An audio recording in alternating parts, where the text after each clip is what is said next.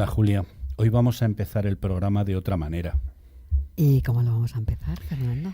Pues mira, estamos en Semana Santa. Hace 2 años que empezó la invasión rusa en Ucrania y a nosotros no nos gusta que se olvide. Pues no, Fernando, a nosotros no nos gusta que los temas se olviden, nos gusta que la solidaridad, la empatía, la comprensión pues se multipliquen en el tiempo, ¿eh? Y eso es lo que queremos hacer nosotros, multiplicar esos valores y que la gente no se olvide de Ucrania, ni de los ucranianos. ¿Tú te acuerdas dónde estabas hace 2 años, en marzo? Pues mira, sí, recuerdo perfectamente, el día 15 de marzo volábamos Alfonso Nur y yo a Cracovia para de ahí coger un coche e irnos a la frontera. A la frontera polaco-ucraniana. Exactamente, en Medica. Y el día 16 de marzo de 2022, con un frío que pelaba, o sea, había como 15 o 17 grados bajo cero, sentada en un taburete que me dejó una persona de una fundación que estaba en el corredor que daba la bienvenida a esos ucranianos que habían salido de su país. Que luego te lo reclamaron. Que luego me lo reclamaron y me quedé como sentada en el suelo. Pero bueno, eso daba lo mismo, pues ahí con un frío que realmente no sentí frío en ese momento, pero hacía un frío de narices. Uh-huh.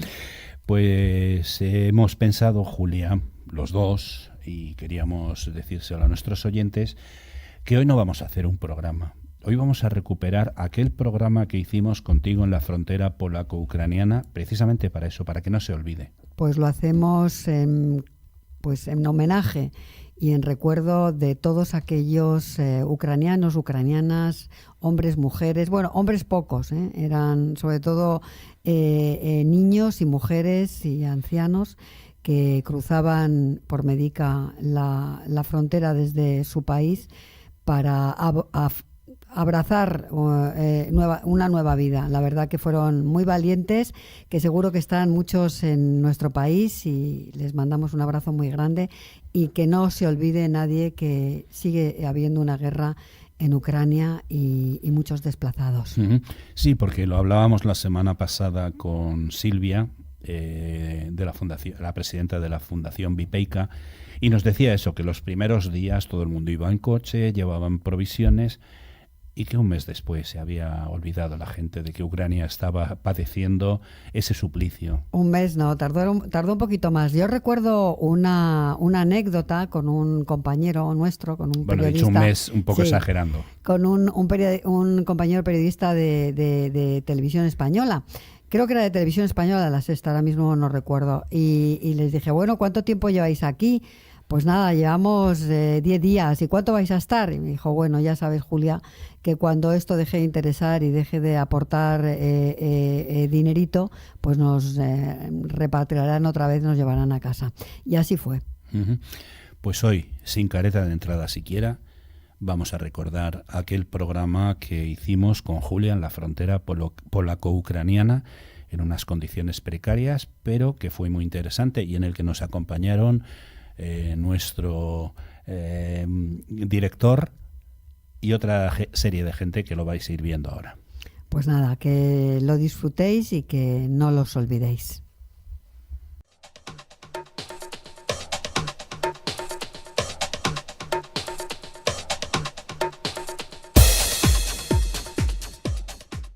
Se escuchaba por ahí de fondo la conexión con Ucrania, porque hoy tenemos un programa muy especial en el que vamos a hablar de la guerra de Ucrania. Y hoy más que nunca, Diario Salir. Anoche tuve un sueño, quiere ser aquello para lo que nació. Un programa en el que la información y la formación, elaborados con sentido crítico, compromiso social y abiertos a la esperanza, tienen que mostrar esa vocación de servicio público que nos mueve. Son malos tiempos después de una pandemia que cumple 2 años y de una guerra que ya lleva 3 semanas arrasando un pacífico país como es Ucrania. Nos duele el dolor de Ucrania, los desplazados, los muertos, esos niños de la guerra y la destrucción de las ciudades que llevará décadas reconstruir. Pero como señalábamos, hoy más que nunca vamos a abordar nuestro compromiso con la información desde el optimismo. Sin embargo, no queremos dejar pasar la oportunidad de repasar la situación de esta guerra. Una guerra en la que hay un país invadido y un invasor, Putin, un dictador asesino obsesionado con el culto al cuerpo. Putin justifica la invasión de Ucrania hablando de democratizar y desnazificar Ucrania. Pero recordemos que la Rusia de Putin no es pacífica. De hecho, ya ha estado implicada en 3 guerras en Europa y se le ha consentido. Chechenia en 1999, Georgia en 2008 y Crimea y Donbass en 2014 con la anexión de estas últimas.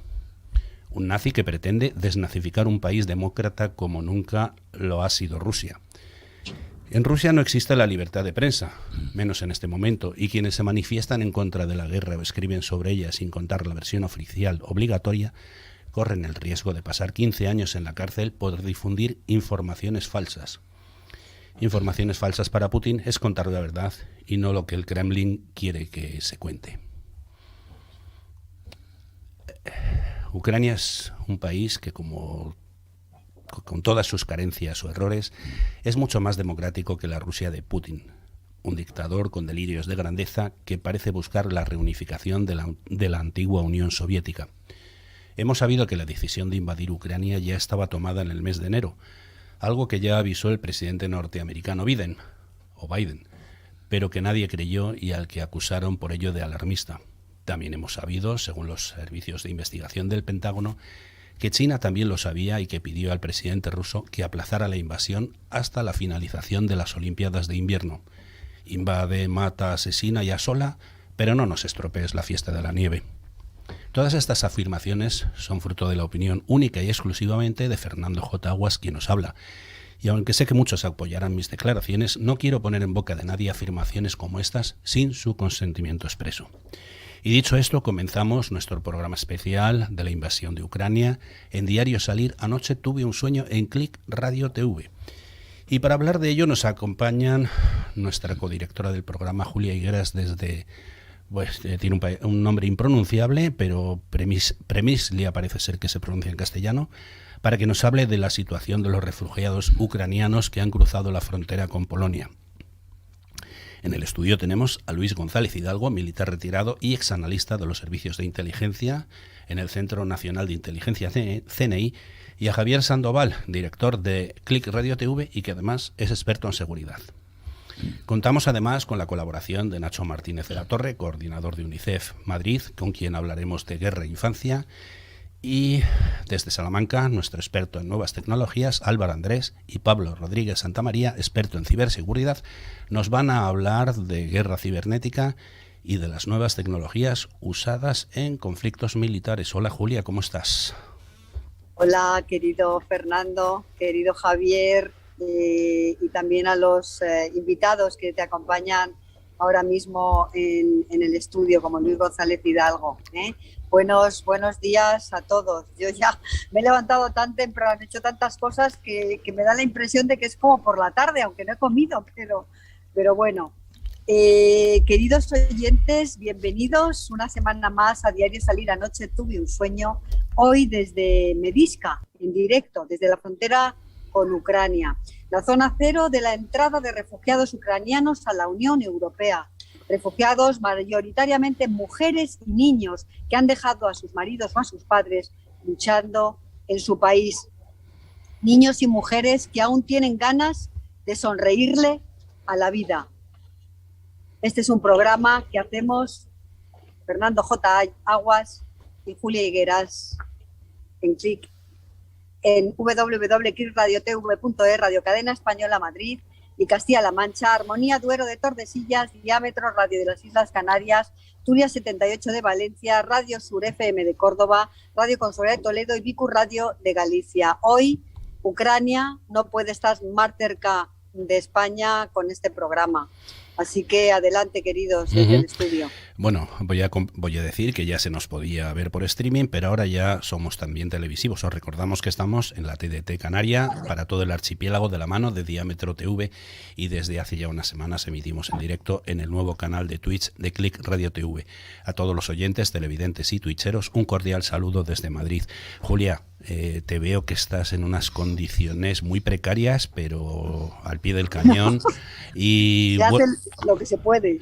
No, y tú lo que... Hemos cogido una especie de taburete de plástico que había aquí, pues bueno, supongo que de alguna de las familias ucranianas que están refugiadas en en esta zona. Esta es la zona donde llegan una vez han pasado y les han permitido pasar la frontera, bueno, que a todos les permiten pasar la frontera, y es el primer lugar, ¿no? Es aquí. Aquí ya veis que hay tiendas de campaña, hace un frío pelón, y de aquí, una vez que ya están un poco organizados, se los llevan a la estación.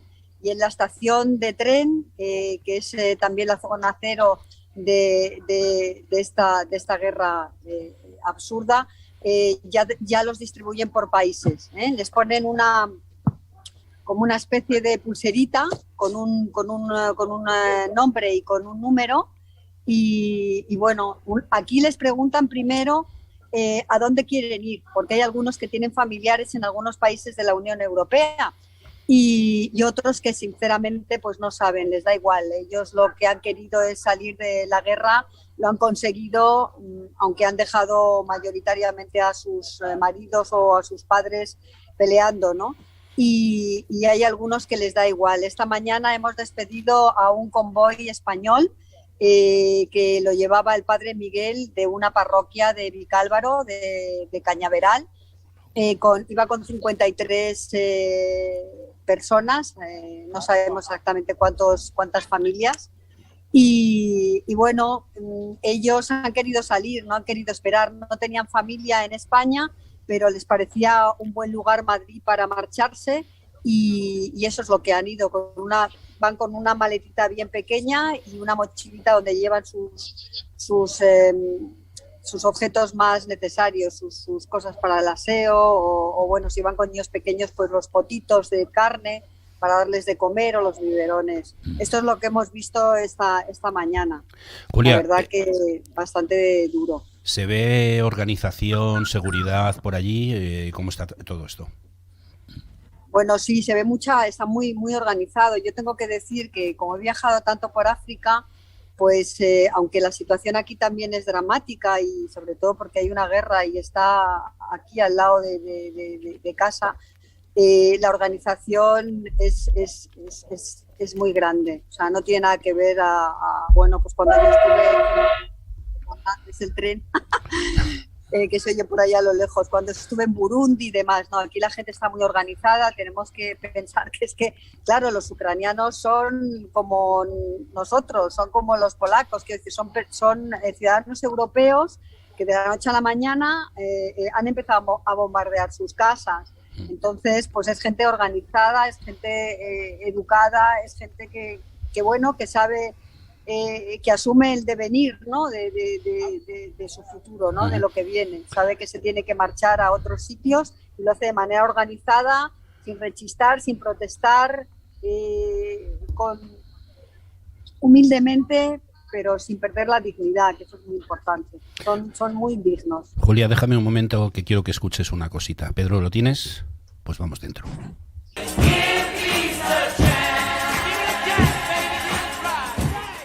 Vamos a darle una oportunidad a la paz, y para hablar contigo tenemos aquí a un señor que ya conoces sobradamente, que es el director de la emisora, que te quiere hacer una preguntita.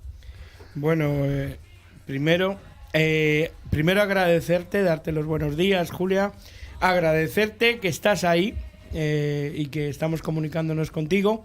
Y bueno, hay como persona de seguridad, y hoy sobre todo más que estoy con Luis aquí, te diría una cosa y te preguntaría sobre todo, has dicho que funciona, que está todo muy organizado, pero ¿se canaliza esa organización de todo el que llega allí a través de policía, militares? ¿Cómo se canaliza?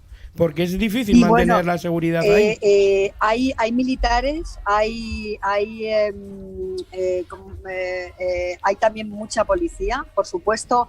No te dejan entrar, sino nosotros sí, porque bueno, ya sabéis que la prensa, pues para nosotros el acceso siempre es fácil, ¿no? Pero no dejan entrar a gente. Y bueno, hemos visto aquí en la frontera a varios coches que querían cruzar con ayuda humanitaria a Ucrania y los han devuelto, o sea, claro, no han podido cruzar.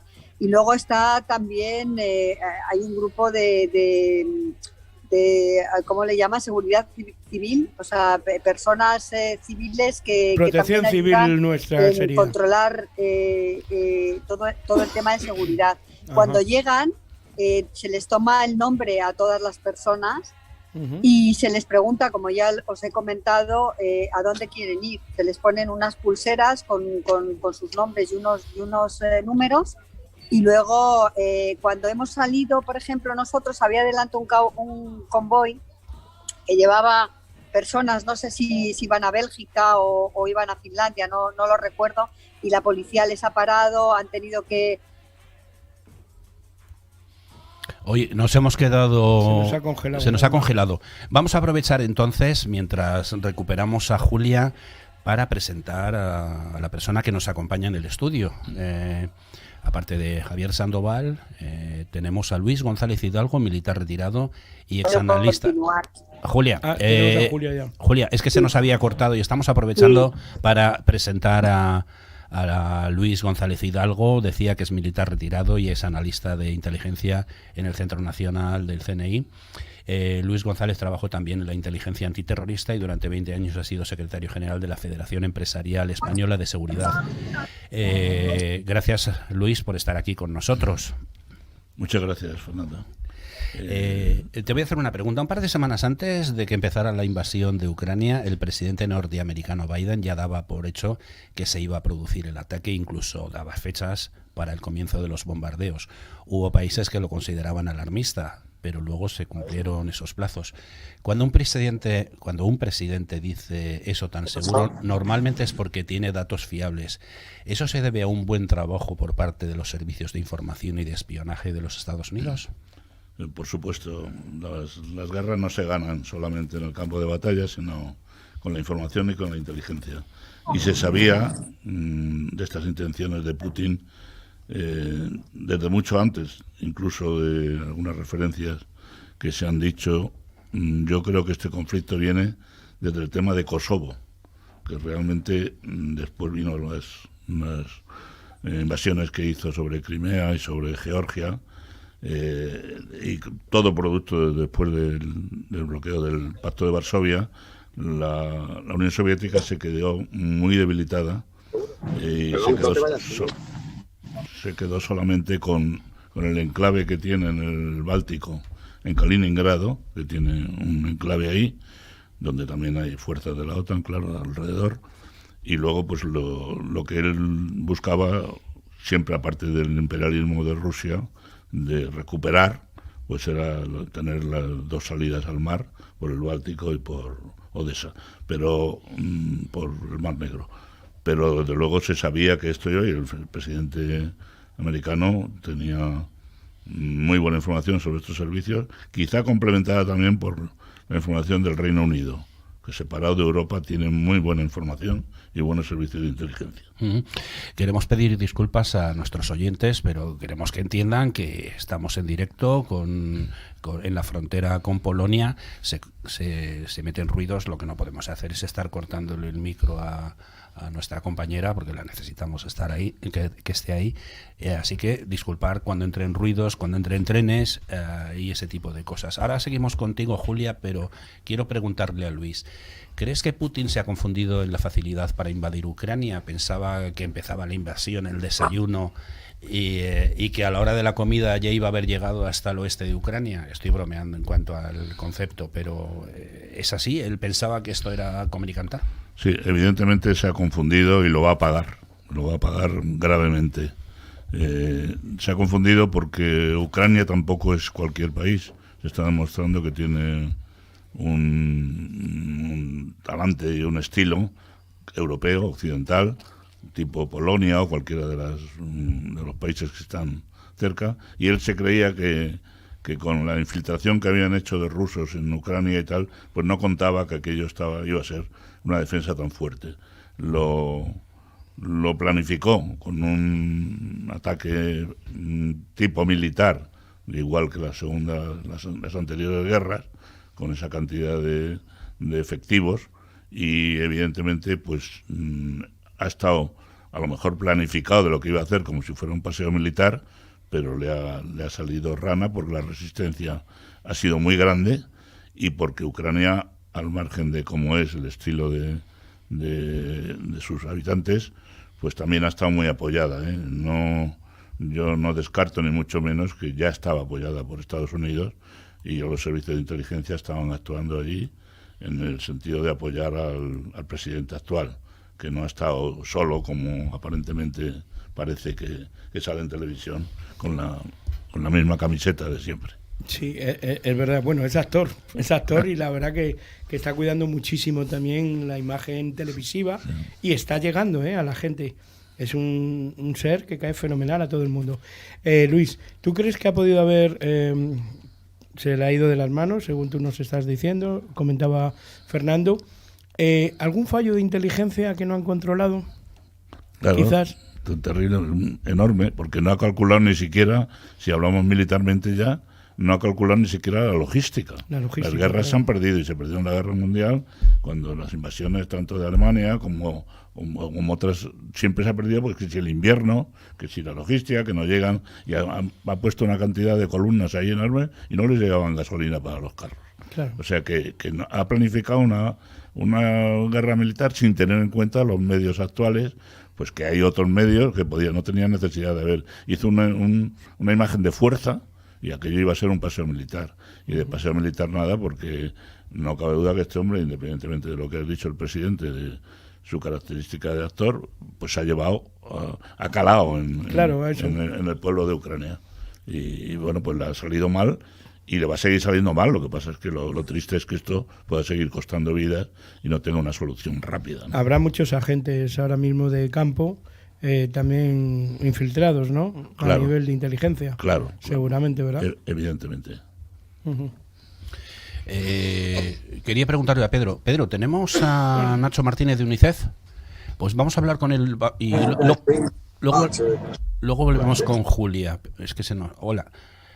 Bueno, sí, perdonadme, es que esto, como es directo, aquí pasan muchas cosas. O sea, me han quitado la silla. Eso estaba viendo.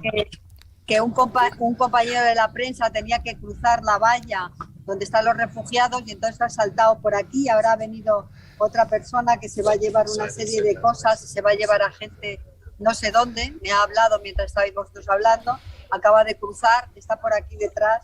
Y bueno, veréis que sacarán bultos y sacarán cosas, pues bueno, es para que sepáis que esto es un sitio que pasan cosas. Sí, sabemos que está ocurriendo porque estábamos viendo, la gente no te ha visto porque estabas fuera de plano, pero hemos visto que te han quitado la silla, que te han levantado, que te has tenido que mover. Sabemos que esto es el directo y que estás pasando un momento pues complicado, pero gracias por ese esfuerzo que estás. No pasa nada. Yo quería hacer una pregunta, ¿sabes? Si no te importa, antes de entrar con nuestro compañero de UNICEF, me gustaría, porque he estado oyendo a Luis, a Luis sobre Putin y sobre la guerra que se veía venir y todo esto. A mí me gustaría preguntarte, Luis, como persona con experiencia, ¿no?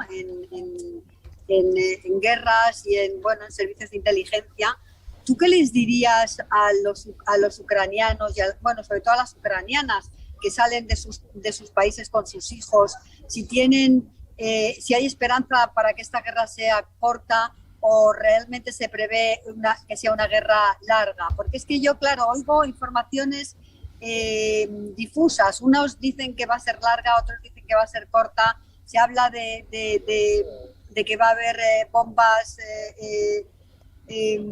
biológicas, se habla de muchísimas cosas. ¿Qué opinión nos puedes ofrecer tú? Bueno, Julia, en primer lugar, me das envidia verte allí, porque me gustaría estar acompañándote en el campo de acción, como es el que he protagonizado en toda mi vida. A tu pregunta, te diría que es difícil prever cuando esto se vaya a acabar, pero porque por las características y la forma de ser de Putin, que indudablemente no va a ceder fácilmente porque tiene que salir con alguna victoria. Ya ayer se preveía de alguna forma con las declaraciones del presidente de Ucrania, bueno, pues que ya les había dicho que no iban a entrar que no era posible entrar en la OTAN. Son señales de que quieren la paz. Putin no se va a resistir a eso y amenazará con las armas nucleares, con otro tipo de guerra, pero indudablemente yo creo que el plazo tiene que ser corto principalmente por la cuestión económica. más que ya la batalla y los muertos que pueda seguir habiendo, si no se le cortan los pies a este sátrapa, pues la cuestión económica, me aventuro a decir y anticipar que el papel de China es fundamental en un plazo muy corto de tiempo.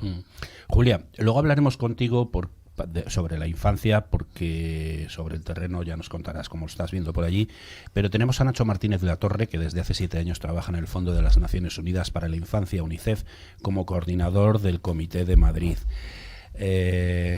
Buenos días, Nacho, gracias por estar con nosotros. Hola, buenos días. Nacho, habéis publicado unos datos en UNICEF en los que aseguráis que unos 2 millones de personas han abandonado sus hogares en 2 semanas y que más de 1 millón de ellos son niños que han huido de Ucrania. Millones más permanecen en el país, refugiándose de los bombardeos y el temor a cualquier ataque. Las guerras son crueles para todos, pero ¿son los niños los más perjudicados en estas situaciones? Bueno, sin duda son los más perjudicados. Nadie tiene la culpa de esta situación, pero sin duda si hay alguien más inocente que nadie son ellos. Los niños están siendo asesinados, están siendo heridos, están teniendo que vivir en circunstancias muy peligrosas que además les hacen estar expuestos a situaciones de abuso, de explotación, de trata, con lo cual pues necesitan desesperadamente seguridad, protección y atención psicosocial. Nacho, sabemos que los niños no van a olvidar nunca esta guerra, pero quizás son ellos los que mejor pasan página o prefieren mirar adelante con optimismo. Bueno, es pronto para decirlos. Efectivamente, los niños tienen una capacidad de regeneración muy importante, pero bueno, también no debemos olvidar que los traumas que están sufriendo van a ser difíciles de borrar también. Ayer hablábamos con un compañero que está en la frontera con Rumanía, y él nos comentaba que bueno, en los puntos azules de atención psicosocial, que luego no sé si Julia nos dirá si en el punto en el que esté a ella también están algunos de esos puntos de UNICEF con otras organizaciones, este compañero que está allí en Rumanía nos decía que hay niños y niñas que están llegando a estos puntos, allí se les atiende, se les da atención, se les da alimentos y muchos tardan entre 10 y 14 horas en decir la primera palabra, simplemente hola. Es inimaginable el horror que han visto para llegar hasta allí, ¿no? Esos son los puntos azules que nos estabas comentando, donde les dais esa asistencia. ¿Estáis trabajando en el terreno en colaboración con ACNUR, la Agencia de Naciones Unidas para los Refugiados? ¿Trabajáis coordinadamente? Sí, bueno, en emergencias como esta, las organizaciones estamos organizadas, valga la redundancia, en lo que llamamos clústeres. Según la organización vamos liderando diferentes clústeres. Por ejemplo, UNICEF lidera el de infancia y lidera el de agua y saneamiento, y esa organización es la que coordina de alguna manera a todas las organizaciones que están allí, las organizaciones humanitarias, para que estemos coordinados y para que no quede nadie sin atender y no veamos todos al mismo punto, ¿no? En la actualidad tenéis 140 personas desplegadas para cubrir todas las necesidades de los niños y 9 equipos móviles de protección a la infancia apoyados por UNICEF, o no tengo los datos actualizados. Tenemos, creo que en la zona del Donbass tenemos 10 unidades móviles, en total en el país creo que son 46, pero los números la verdad es que varían cada día, y lo que sí tenemos allí son todavía 5 oficinas operativas, trabajando en una situación muy complicada, y más de 100 profesionales que están allí todavía trabajando dentro del país. Luego, aparte, tenemos un despliegue muy importante en todos los países limítrofes, trabajando fundamentalmente en estaciones también, como la estación en la que está Julia, ¿no? Luis quería hacer una pregunta, no sé si a Julia o a Nacho. Luis. No, bueno, era general, pero efectivamente quizá para Julia, que está en el lugar adecuado. Yo oí el otro día un comentario de una madre de Ucrania que le preguntaba el periodista que por qué no lloraba. Y entonces decía que comentaba ella que no se podía llorar delante de los niños oyendo cantar el himno, sino que al contrario, que había que demostrarles alegría y bailes y cánticos para que no lloraran, que no tuvieran el recuerdo de llorar de esta tragedia, que indudablemente era un caso, un comentario, pero es importante, o sea, darles a los niños esa posibilidad que hay con esta ayuda de, pues eso, de que tengan juegos, de que tengan no tengan ese recuerdo tan terrible. Pues Julia no te ha oído porque se nos había caído, pero le trasladamos esta pregunta a Nacho. Nacho, ¿qué hacéis para que los niños saquen esa sonrisa que tanto necesitan? Bueno, lo que tratamos, y evidentemente no siempre se consigue, pero lo que tratamos es darles cierta normalidad, acogerles efectivamente con sonrisa, a veces con canciones, tratar de darles tranquilidad, tratar de darles algo de paz, y luego en la medida de lo posible también tratamos de dar educación allí a donde se puede, para que en la medida de lo posible puedan seguir con sus rutinas y con su educación. Pero bueno, la verdad que en estos momentos sobre todo lo más importante es que puedan tener medicinas, que puedan tener alimentos y que puedan tener esa atención psicosocial para tratar cuanto antes el trauma tan tremendo que se está produciendo. Nacho, yo soy Javier, me gustaría preguntarte, bueno, y lo oímos todos los días en cualquier medio, siempre cuando hay una desgracia de este tipo se origina el negocio y las mafias, ¿no? A la hora de ese tráfico de personas, niños, desde vuestro, digamos, organismo, ¿eso cómo lo podéis controlar? O lógicamente necesitaréis algún apoyo tanto oficial como a nivel militar o policial, ¿no? Pero ¿lo podéis detectar vosotros mismos o tenéis que apoyaros? Bueno, la verdad que has apuntado un punto clave. Efectivamente, desgraciadamente, en situaciones como esta, las redes de trata es donde van a cazar, digamos. Se aprovechan del caos, se aprovechan de la situación de desamparo, se aprovechan de los niños y niñas huérfanos. Entonces, bueno, nosotros lo que hacemos es establecer esta serie de puntos donde los niños nada más llegar son identificados. Tratamos de ver, en el caso de que lleguen solos, si en el país al que acaban de llegar o en algún país cercano tienen algún tipo de familia extensa, y ahí lo que tratamos es sobre todo identificarles para que estén localizados y para que no sean víctimas de estas redes. Es una de las cosas fundamentales.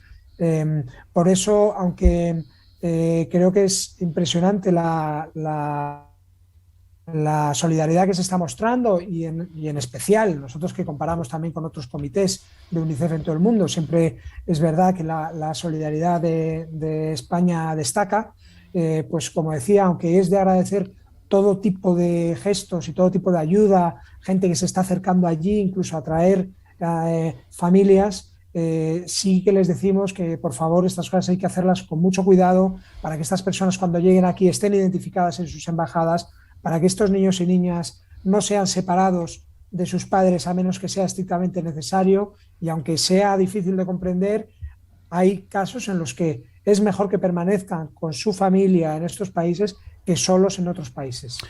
Hay un tema que nos interesa también, es otro problema, y eso nos va a servir luego también para dar paso a nuestros compañeros desde Salamanca, que son expertos en informática y en ciberinformática y en ciberguerras y esas cosas. Y es que en estos momentos hay quien se aprovecha de la situación organizando lo que podríamos llamar cibertimos sobre ayudas a los huidos y refugiados, a veces incluso en nombre de ONGs como la vuestra. No digo exactamente vuestro caso, sino ONGs que trabajan como vosotros. Claro. Primero vamos a verlo desde el punto de vista cibernético y luego desde la visión de la ONG. Entonces, antes de preguntarte a ti, voy a preguntar a nuestros compañeros que están en Salamanca. Buenos días, compañeros, ¿cómo estáis? No os oímos. Bueno, pues lo hacemos al contrario. Ya. ¿Nos escucháis ahora?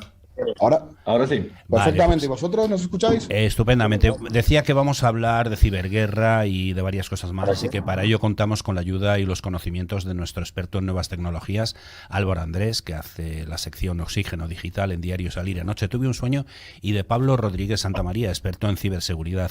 Están en Salamanca y desde allí nos van a hablar de guerra cibernética y de las nuevas tecnologías usadas en los conflictos militares. Buenos días, os decía, y muchas gracias por participar en este especial de la guerra de Ucrania. Gracias a vosotros por contar con nosotros. Y como siempre. para que nos aclaréis, antes de hablar de ciberguerra y ese tipo de cosas, hablarnos de estos timos que se están haciendo en nombre de las ONGs, ¿cómo se pueden evitar?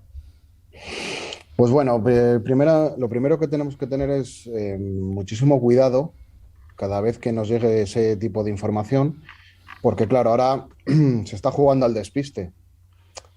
Como siempre hablamos y tratamos en el programa, hablamos del tema de infoxicación, es decir, cuando muchas personas tratan sobre un tema, ¿qué filtro tengo y cómo puedo evitar ese tipo de timos? Pues, por ejemplo, siempre os recomendamos que leáis en la parte de arriba del navegador, que hay un pequeño recuadrito que tiene que salir el candadito en color verde, y sobre todo tener en cuenta las fuentes desde las que nos están llegando.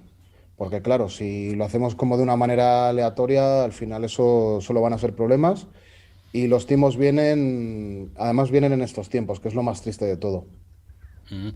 Nacho, ¿cómo hacéis vosotros para que no nos... Bueno, el phishing va a estar ahí, pero ¿qué hacéis para que evitar este tipo de cosas? ¿Qué recomendáis? ¿Enviáis solicitudes de ayuda con un número de cuenta o simplemente mandáis información y decís poneros en contacto con...? Sí, mandamos información. Lo primero que tratamos de hacer es también dar en todo momento a medios como vosotros información veraz para que se sepa qué es lo que está pasando realmente allí en ese país.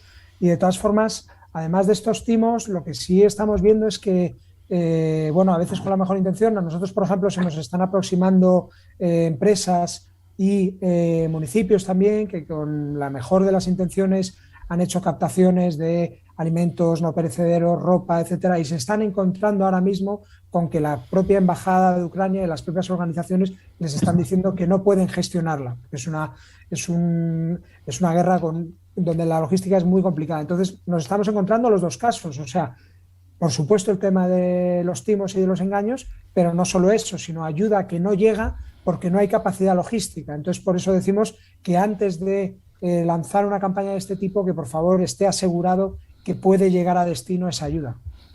Julia, te habíamos perdido. Cuando quieras entras, pero quería pues hablar... sí, es que he tenido dificultades de todo tipo. Se ha ido la conexión, bueno, en fin, me he tenido que volver a mover otra vez, la cámara, en fin, esas cosas que pasan. Bueno. Nada, yo realmente, oyendo a Nacho, lo que le he podido oír,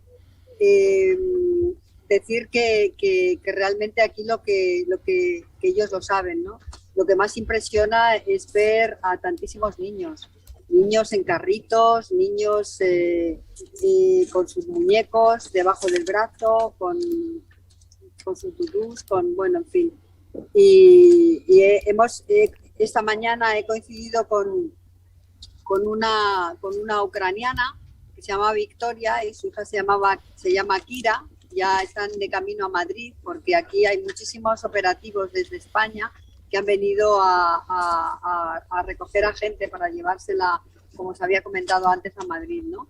Y la niña se abrazaba a mí y la mujer lloraba, ¿no? Porque había dejado a su marido en Ucrania luchando. La verdad es que los niños todavía tienen capacidad para sonreír y para jugar, porque estaban jugando en la estación esta mañana cuando estábamos allí.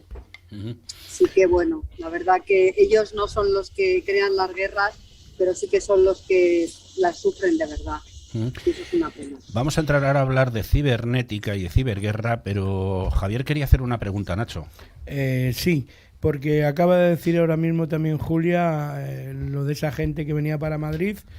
Y bueno, estamos viendo en los medios, insisto también todos estos días, gente que va con coches y que trae. Nacho, ¿eso se está controlando bien? Porque el llegar ahí con un coche y traerte gente y que luego eso no esté controlado, incluso a nivel oficial, me refiero. Sí, pues la verdad es que vamos, nosotros estamos haciendo ese trabajo en frontera todo lo que podemos, pero no sabemos hasta qué punto, tampoco tenemos cifras de hasta qué punto eso está controlado. Lo que sí estamos es lanzando mensajes de, por favor, toda la gente que esté trayendo población de Ucrania, que haga los pasos pertinentes y legales para que esas personas cuando lleguen aquí tengan derechos. Hay protocolos, me figuro, además, por vuestra parte hay de que actuación. agradecer a los países que están manteniendo las fronteras abiertas, hay que agradecer también las facilidades que están dando para que estas personas puedan conseguir papeles, pero si estas personas no vienen por los cauces y no vienen habiendo cumplimentado los pasos que deben hacer y esos protocolos que tú dices, se quedan sin derechos y se quedan completamente a la intemperie, ¿no?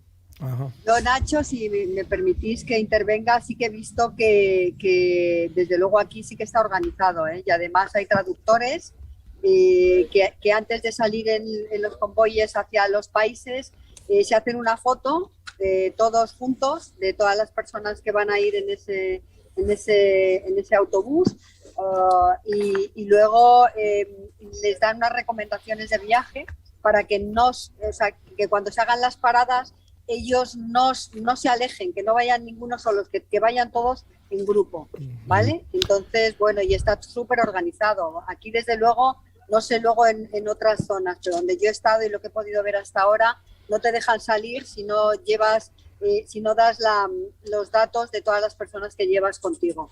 Eso es lo que yo he visto hasta ahora. Nos apuntaba Luis al principio la importancia de la cibernética en estas guerras y vamos a hablar de ello en un momento.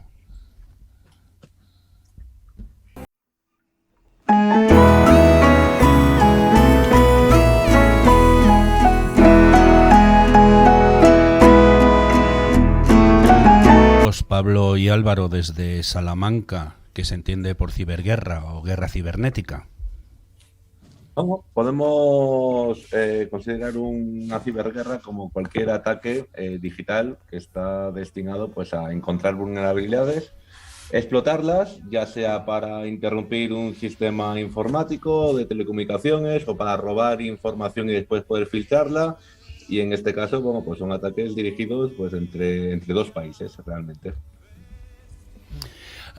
Ahora mismo la ciberguerra o la guerra cibernética ocupa un importante papel en las guerras modernas.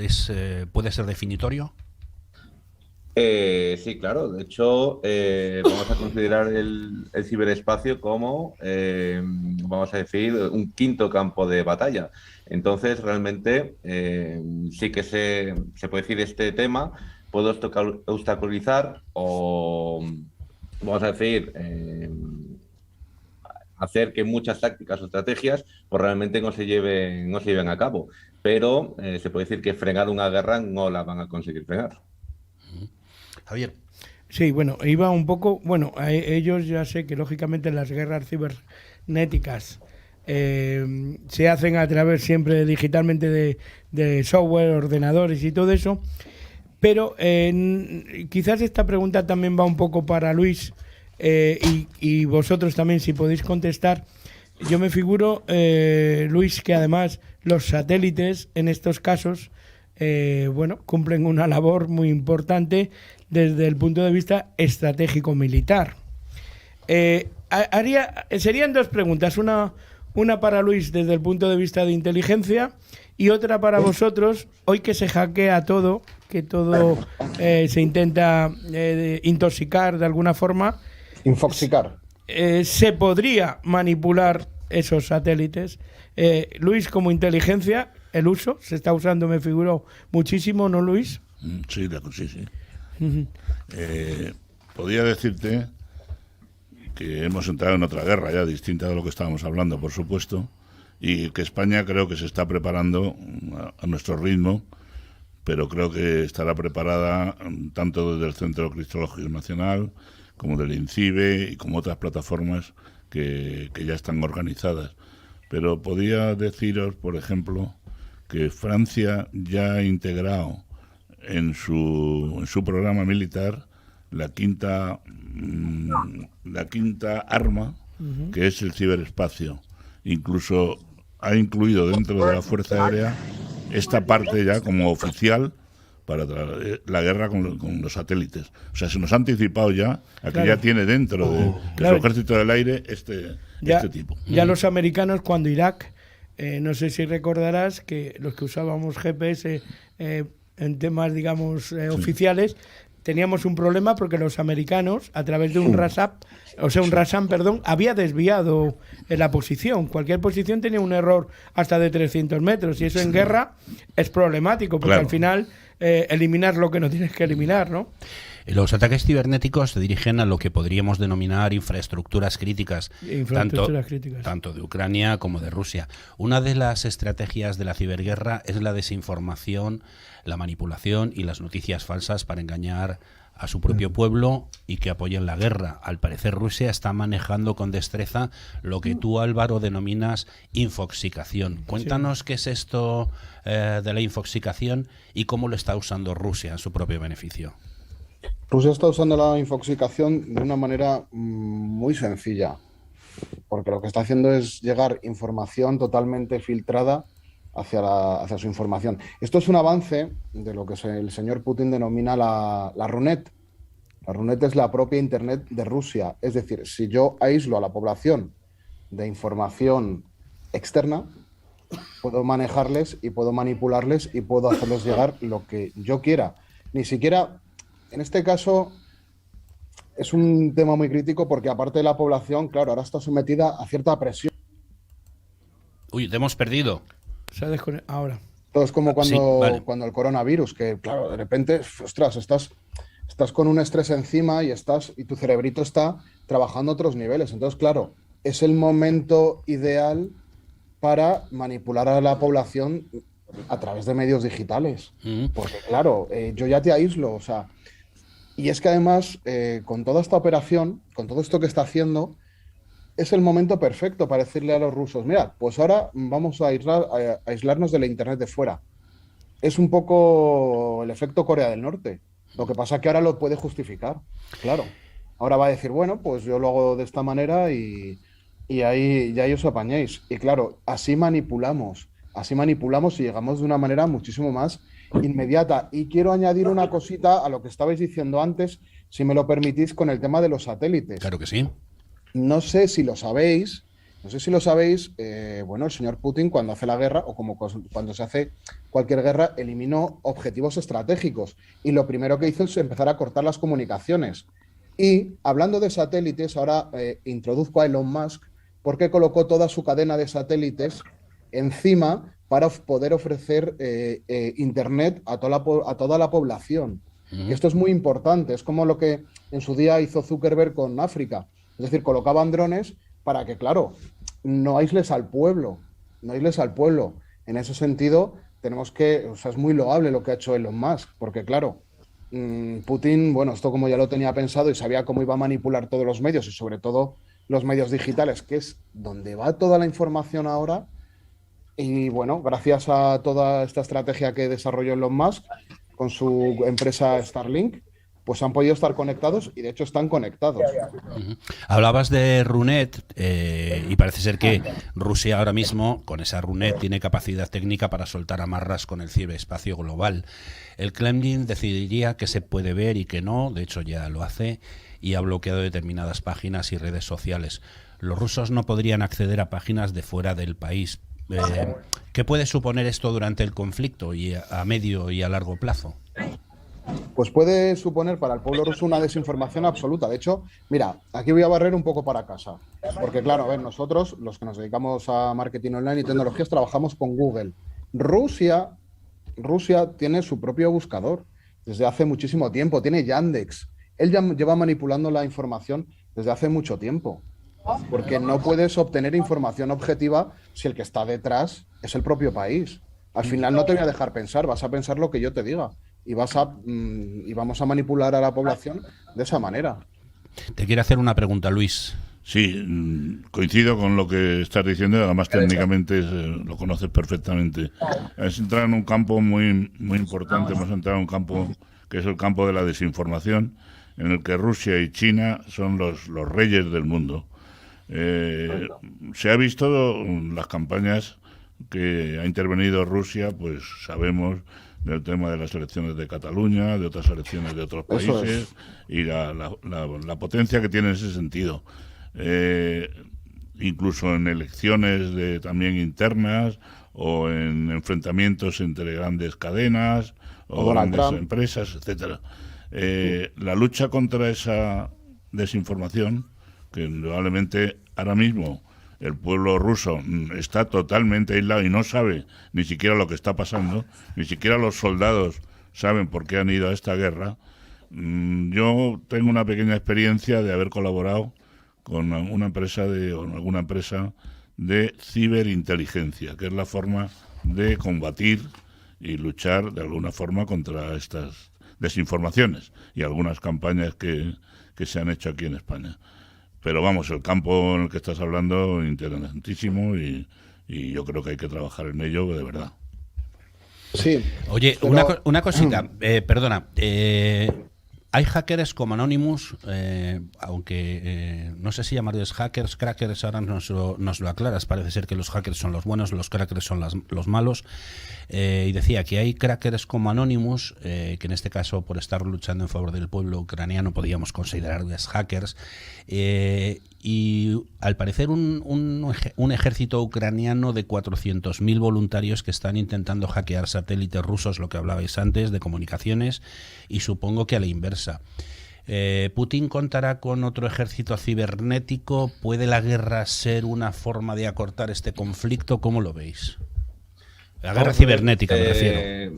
Contestando la primera pregunta, vamos a decir de que sí, en términos generales, los hackers son los buenos, los crackers son los malos, aunque realmente, vulgarmente se dice de que hackers es todo el mundo, pero bueno, hay que decir de que los dos lo que hacen es infiltrarse en sistemas ajenos. Lo que pasa es que los crackers lo hacen con actividad ilícita, es decir, realmente buscan su propio beneficio.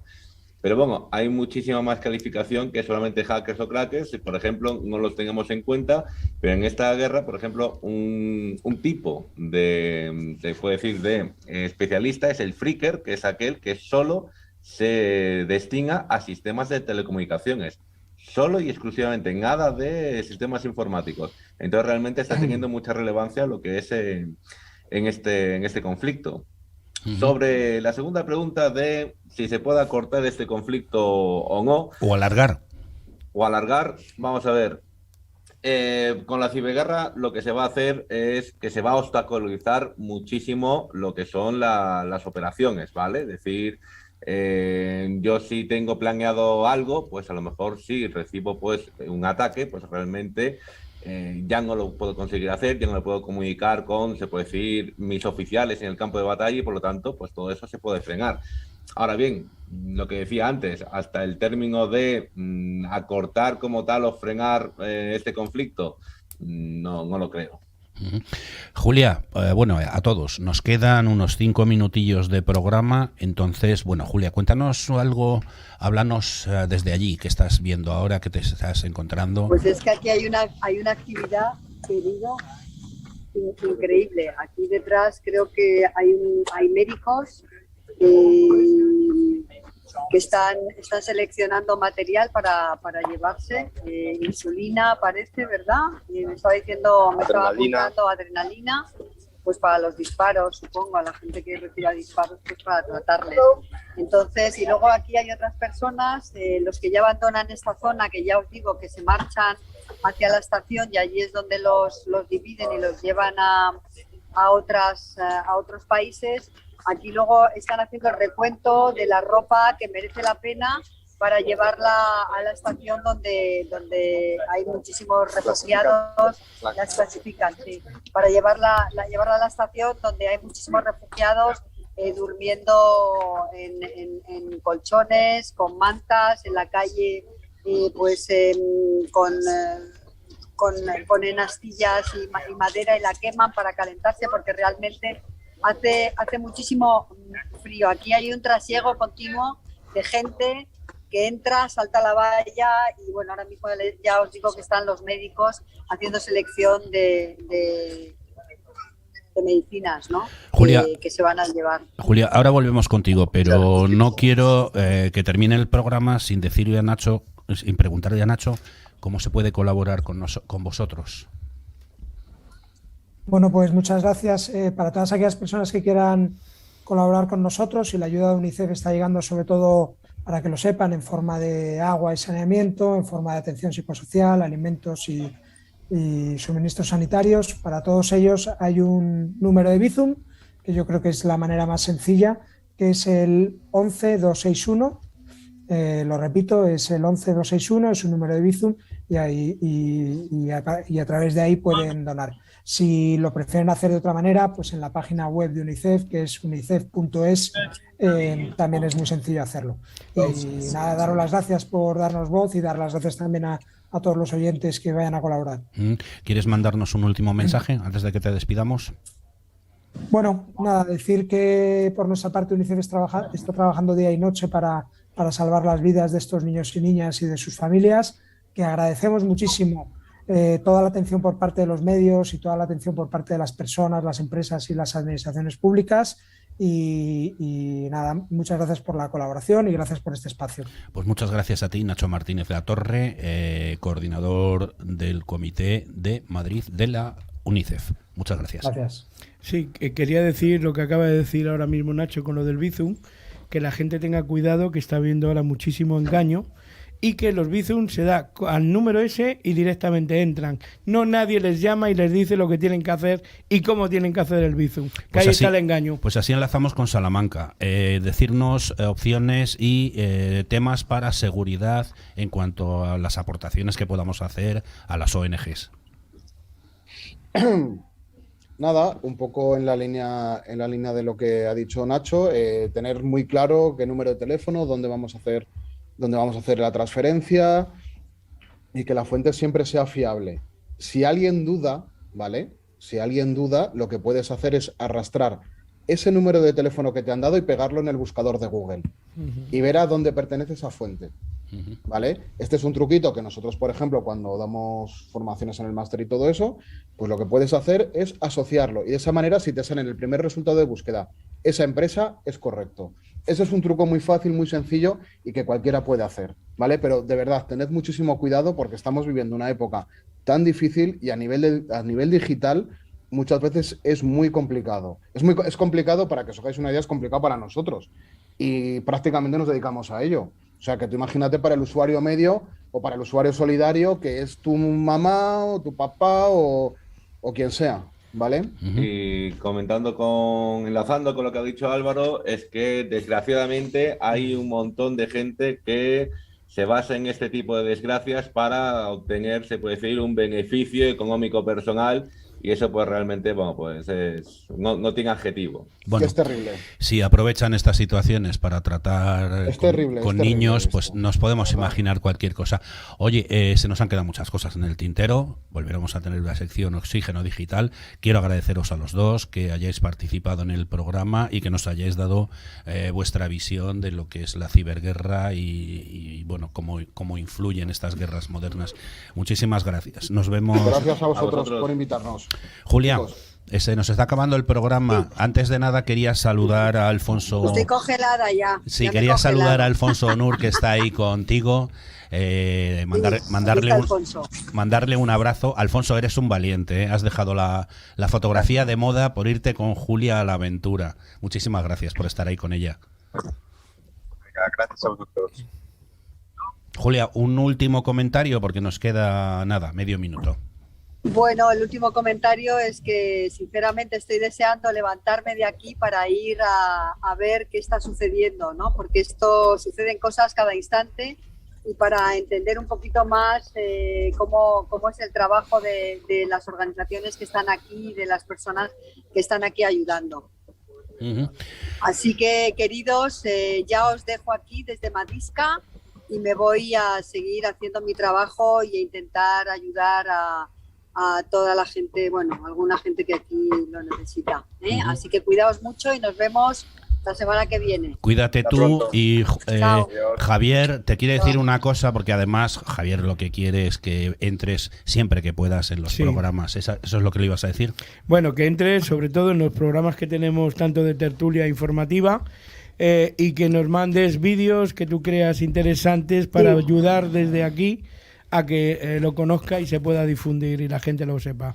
Entonces, Perfecto. vídeos que nos mandes, vídeos que publicaremos como programa vuestro. Alfonso, Julia, un abrazo muy fuerte, os deseo todo lo mejor en vuestra aventura, porque no deja de ser una aventura, eres una gran profesional y lo vas a hacer muy bien. Esto ha sido todo, amigos escuchantes, videntes por streaming, tedeteros, canarios y ahora también twitcheros. Se nos ha acabado el tiempo, volvemos la semana que viene.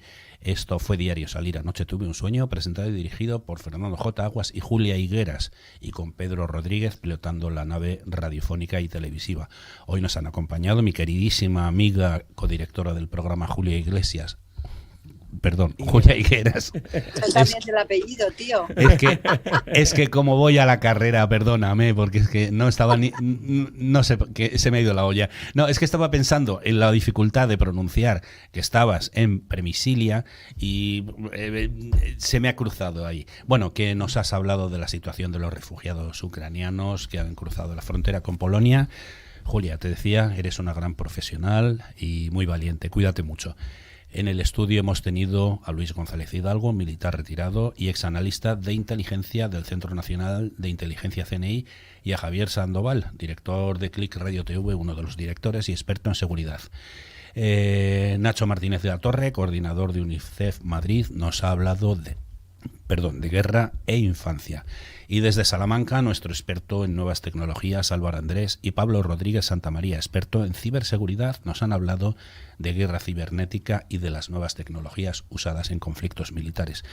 Diario Salir. Anoche tuve un sueño se emite desde clickradiotv.es y también nos podéis escuchar en Radio Cadena Española Madrid y Castilla-La Mancha, Armonía Duero de Tordesillas, Diámetro Radio de las Islas Canarias, Turia 78 de Valencia, Radio Sur FM de Córdoba, Radio Consuegra de Toledo y Vicus Radio de Galicia. Como os decíamos, también en Diámetro TV para todo el archipiélago canario y en el nuevo Twitch de Click Radio TV.